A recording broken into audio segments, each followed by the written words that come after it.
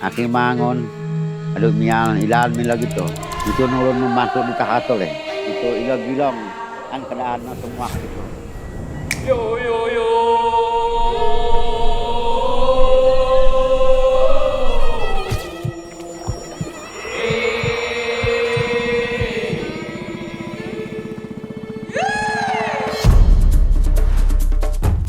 Kalau harta yang kita simpan di dalam hutan, di dalam sungai, di dalam wilayah hutan adat, itu tidak pernah habis. Matilah semua kalau hutannya tidak ada. Di mana tempat kita berusaha mencari hidup? Kalau ini legalitasnya sudah turun, harapan kita sama masyarakat itu harus sadar menjaga hutan itu. Ketika hutan yang dijaga masyarakat adat dengan dijaga yang lain, itu ada perbedaan jauh. Menjaga mereka supaya tidak diakses kepentingan ekonomi yang besar.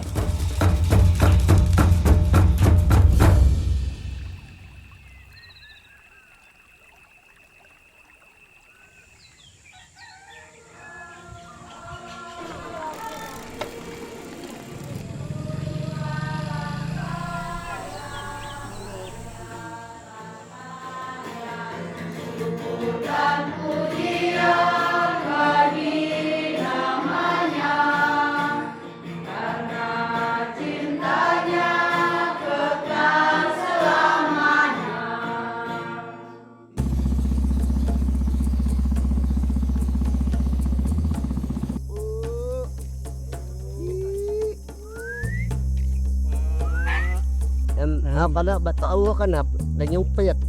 Ya, aku li kerina na li balang ini. Batang Pasa Nalem Timur, Dumuli, Semanggulit. Hutan adalah tempat leluhur kami bersemayam. Hutan adalah kehidupan kami. Hutan itu merupakan ATM kami. Hutan itu adalah urat nadi kami. Jadi kami adalah masyarakat adat yang tertinggal di Kabupaten Malinau ini.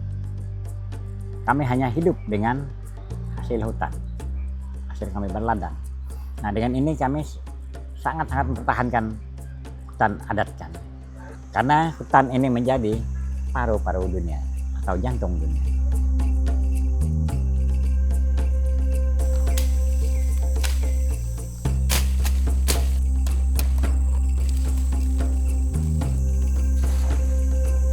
Kalau untuk mencukupi kehidupan sehari-hari, ada pohon sagu di dalamnya, ada kayu-kayu untuk dibuat bangunkan rumah.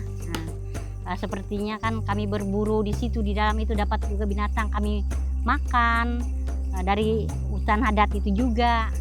Nah, makanya kami mau dilindungi tanah adat, hutan adat karena banyak kebutuhan masyarakat. Nagbigat road gitu loh, what now sering update tuh.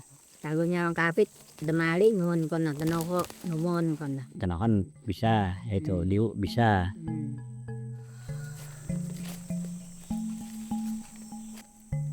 Ya, secara antropologis relasi masyarakat Dayak, hutan itu bukan sekedar sebagai ruang untuk hidup, tetapi ada keterikatan yang cukup mendalam gitu ya, secara spiritual, secara kosmologi, secara ekonomi, identitas gitu yang menyebabkan hutan menjadi penting buat kehidupan mereka. Jadi hutan itu penting bukan hanya sebagai sumber daya ekonomi, tetapi juga menjadi bagian dari keseluruhan sejarah, identitas budaya, dan juga ikatan spiritual yang secara turun-temurun sudah mereka percayai sebagai bagian dari kehidupan mereka. Suap, akai timimong balay gitu. Na balay gitu kaya balik mayanulah gitu.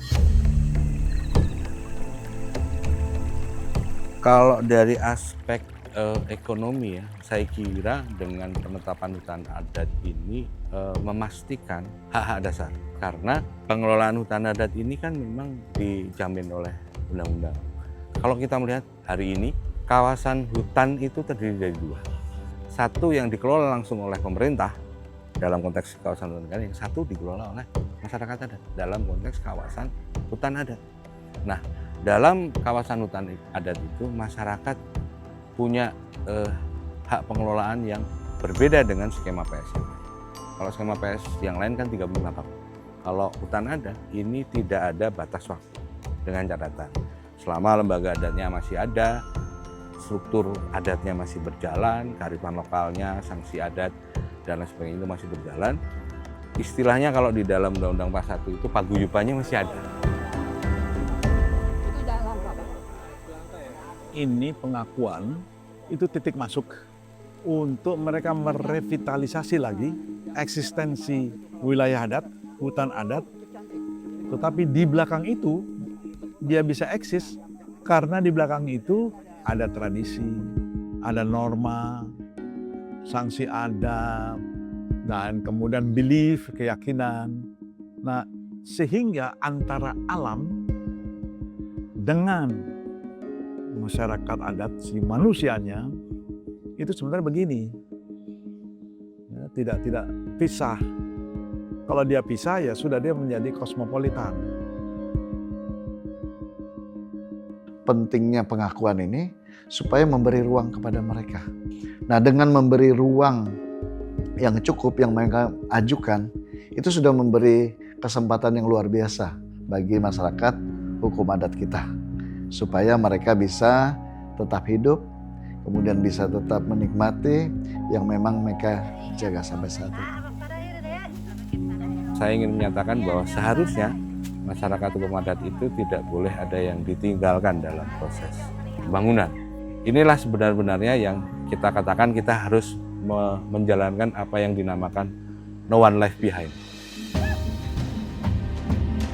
UNDP bersama dukungan dari Norway itu berusaha keras untuk mensupport gerakan 1,4 juta hektar penetapan hutan adat ini melalui dua hal yang utama, yaitu yang pertama adalah capacity building, yang kedua mesinnya adalah verifikasi teknis di lapangan. Karena basisnya pengakuan ini adalah memberi hak akses, terutama ya hak akses masyarakat untuk mengelola kawasan hutannya sendiri. Dan itu menjadi basis yang sangat kuat bagaimana kita memperhatikan kalau di UNDP ini adalah sustainable development. Tentunya kami berharap kami mendapat legalitas hutan kami, supaya kami bisa menjaga hutan ini dan kami punya kekuatan hukum. Oleh sebab itulah kami akan memperjuangkan supaya hutan itu bisa terjaga dengan baik untuk anak-anak kami ke depan.